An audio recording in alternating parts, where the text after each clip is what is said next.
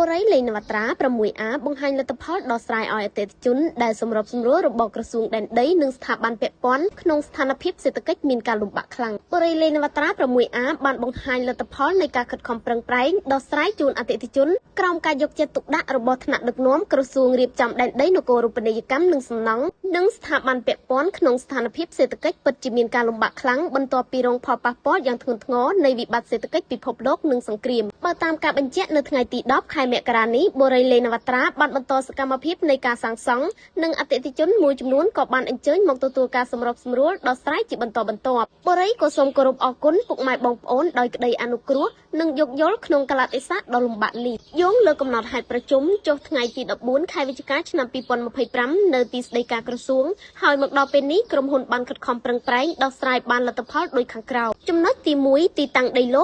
87ក្រុមហ៊ុនបានរៀបចំប្រព័ន្ធទឹកភ្លើងបន្ថែមរួចរាល់ដូចនេះអតិថិជនអាចប្រើប្រាស់បានទាំងស្នាក់នៅនិងការសាងសង់ផ្សេងៗចំណុចទី2គម្រោងដីឡូច្រែ100បច្ចុប្បន្នមិនទាន់បានចាក់ដីបន្ថែមទេដោយក្រុមហ៊ុនកំពុងចាក់នៅប្លុកសេបំពេញបន្តិចសិនដោយឡែកអតិថិជនទិញផ្ទះក្រុមហ៊ុនកំពុងដោះស្រាយពួកគាត់ភាគច្រើនសូមបដូរទីតាំងគម្រោងបូរី 6A បច្ចុប្បន្នផ្ទះនៅសល់ចំនួនតែ46ប៉ុណ្ណោះចំណុចទី3ការចាក់ដីនៅប្លុកសេគឺកំពុងចាក់រាល់ថ្ងៃបច្ចុប្បន្នកើនបាន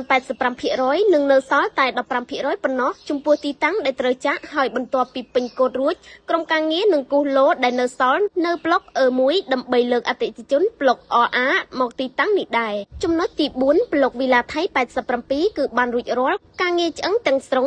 90% ហើយប្លុកនេះគឺបានរៀបចំហេដ្ឋារចនាសម្ព័ន្ធប្រព័ន្ធលូការដំណើរការសាងសង់បន្តគឺត្រៀមនឹងចូលឆាប់ៗនេះចំណុចទី5អតិថិជនបង់រំលោះស្នើសុំផ្អាកការបង់ប្រាក់ក្រុមហ៊ុនបានយល់ពីការលំបាករបស់អតិថិជនដូច្នេះក្រុមហ៊ុននឹងពិនិត្យលើភាពជាក់ស្ដែងជូនហើយក្រុមហ៊ុនបច្ចុប្បន្នក៏មានការលំបាកដូចគ្នាដូចនេះស្នើសុំឲ្យអតិថិជនដែលមានលទ្ធភាពមេត្តាបង់ប្រាក់បន្តចំពោះទីតាំងដែលបានសាងសង់ចំណុចទី6អតិថិជននៅប្លុកវីឡា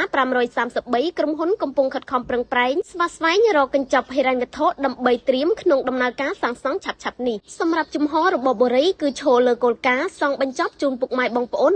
100% បរិយលេងនវត្រាមានផ្ទះសង់ហើយខ្លះសម្រាប់ជជែកដោះស្រាយដោះដូរយើងគណនីថែមថយតាមតម្លៃជាក់ស្ដែងបរិយលេងនវត្រាក៏មានជាជំរើសជជែកជូនពុកម៉ែដោយឈរលើគោលការណ៍មិនឲ្យខាត់បង់នៅអត្ថប្រយោជន៍ពុកម៉ែបងប្អូនឡើយមួយសម្រាប់អតិថិជនប្លុកវីឡា B